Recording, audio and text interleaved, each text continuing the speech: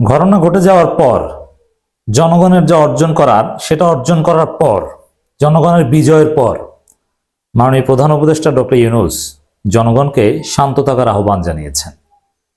কিন্তু এই আহ্বানের আগেই যা ঘটার ঘটে গিয়েছে।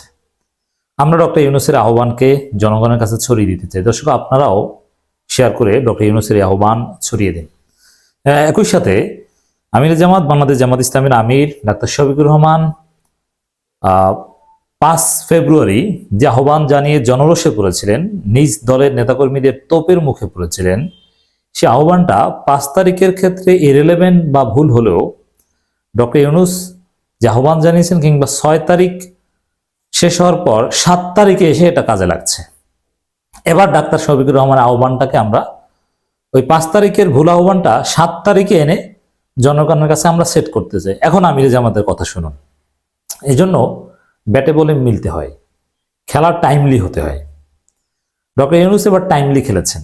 দেখেন, আওয়ামী লীগকে শায়েস্তা করতে ট্রাম্প মোদির বৈঠককে সামনে রেখে শেখ হাসিনা বক্তব্য দিবে, উজ্জীবিত হবে, আওয়ামী লীগ হরতাল অবরোধ দেবে, ষড়যন্ত্র চেষ্টা করবে, আর জনগণ আঙ্গুল চুষবে। না, এটা হয় না। আওয়ামী লীগকে যা বার্তা দেওয়া হয়েছে, চালাকি করবা খবর আছে। বিচারপতি এনায়েতুর রহিম থেকে শুরু করে আওয়ামী লীগের যত পান্ডা ছিল সবার বাড়িঘর জয় বাংলা করে দিয়ে খালি বাড়ি। এতে আইনশৃঙ্খলা পরিস্থিতি কোনো অবনতি ঘটানো লাগেনি। জাস্ট ইট পাথরের উপর আঘাত করেই ওদের মনের মধ্যে ভয় ঢুকিয়ে দেওয়া সম্ভব হয়েছে। এখন সামনে বাড়াবাড়ি করলে আবার এই ধরনের কর্মসূচি আসবে। বুলডোজার কর্মসূচির পর আরো কোনো ডোজার কর্মসূচি আসতে পারে, কিন্তু না, যা হয়েছে হয়েছে। নতুনভাবে আর ভাঙচুর কেউ করবেন না। আমরাও ডক্টর ইউনূসের এই আহ্বানের সাথে একমত পোষণ করছি। ডক্টর ইউনূসের আহ্বান জানানোর সাথে সাথে সবাই চুপচাপ থাকেন। ঘটনা ঘটে গেছে, এখন আর ভাঙচুর দরকার নেই। অন্তর্বর্তীকালীন সরকারের পক্ষ থেকে আবার বিবৃতি, এটা ডক্টর ইউনূসের বিবৃতি, সহজ কথা। প্রধান উপদেষ্টার কার্যালয় থেকে বিবৃতিটা এসেছে আমাদের কাছে 7 ফেব্রুয়ারি 2025। অন্তর্বর্তী সরকার গভীর উদ্বেগের সাথে লক্ষ্য করছে যে কতিপয় ব্যক্তি ও গোষ্ঠী সারা দেশে বিভিন্ন প্রতিষ্ঠান ও স্থাপনায় ভাঙচুর, অগ্নিসংযোগের চেষ্টা করছে। সরকার এ ধরনের কর্মকাণ্ড শক্তভাবে প্রতিহত করবে। এবার ঠিক আছে, ঘটনা ঘটে গেছে, যা অর্জন করা হয়ে গেছে, এখন প্রতিহত করুক। তার আগে তো আহ্বান জানিয়েছে, থামুন। এখন সরকার আহ্বানের পরও যদি কেউ এটা চালিয়ে যান, তাহলে তার দায়ভার পিনাকি ভট্টাচার্য নেবে না, আমরাও নেব না, বৈষম্যবিরোধী ছাত্র আন্দোলন নাগরিক কমিটি বা কেউই নেবে না। অতএব এখন আর কেউ ভাঙচুর করতে যাবেন না। এখন ভাঙচুর করতে গেলে কিন্তু আওয়ামী লীগের লোকজনও সুযোগ নেওয়ার চেষ্টা করতে পারে। দ্যাট মিনস তারা পাল্টা হামলা করতে পারে। এই জন্য দরকার নেই। আবার যদি দরকার হয় তখন আমরা কর্মসূচি দিব। পিনাকি, ইলিয়াস এদের সাথে আলাপ আলোচনা করে কর্মসূচি দেওয়া হবে। তখন শিক্ষার্থী জনতা সেই কর্মসূচি পালন করবে। যদি প্রয়োজন হয় একেবারে উপজেলা ভিত্তিক আওয়ামী লীগের নেতাদের বাড়িঘর প্রতিষ্ঠান জয় বাংলা করার কর্মসূচি আসতে পারে। প্রয়োজন হলে ইউনিয়ন পর্যায়ে আসতে পারে। প্রয়োজন হলে ছাত্রলীগকে ধরে ধরে তাদেরকে টার্গেট করেও কর্মসূচি আসতে পারে। কিন্তু বিশৃঙ্খলভাবে যে যার মতো কাজ করবেন না। ডক্টর ইউনূস বলেছে থেমে যান, থেমে যান। মাহফুজ আলম বলেছে থেমে যান, থেমে যান। আমিরে জামাত বলেছিল থেমে যান, থেমে যান।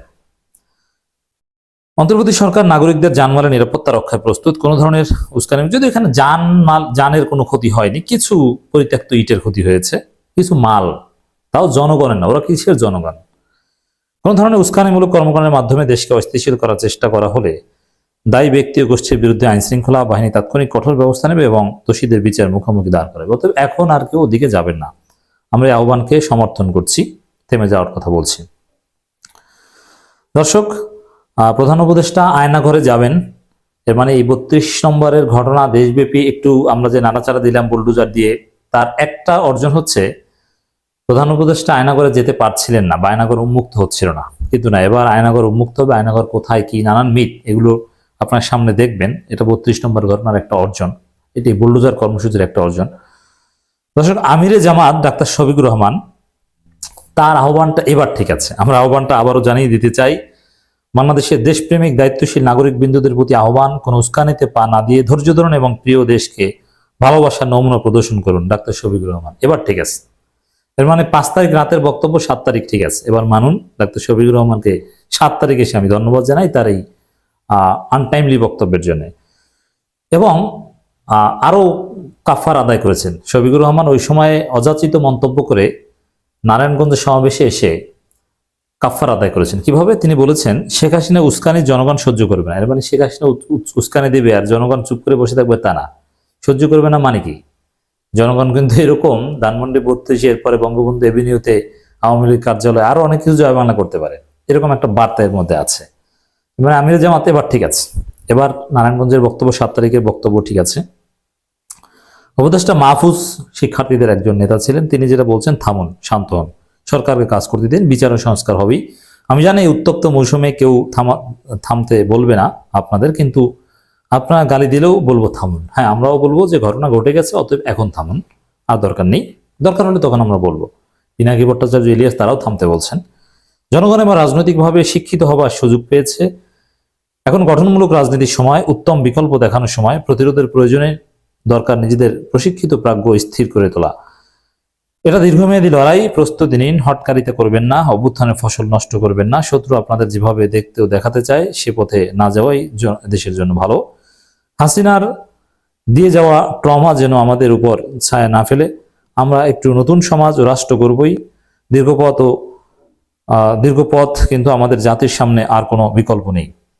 দায়িত্বশীল জায়গা থেকে বক্তব্য ঠিক আছে, ঘটনা ঘটে যাওয়ার পর এই বক্তব্য আরো ঠিক আছে, অতএব থামুন। আমরা আর ইট পাথর বালু এগুলোকে জয় বাংলা করবো না আপাতত, ফর দি টাইম বিং। প্রয়োজন হলে তখন আবার।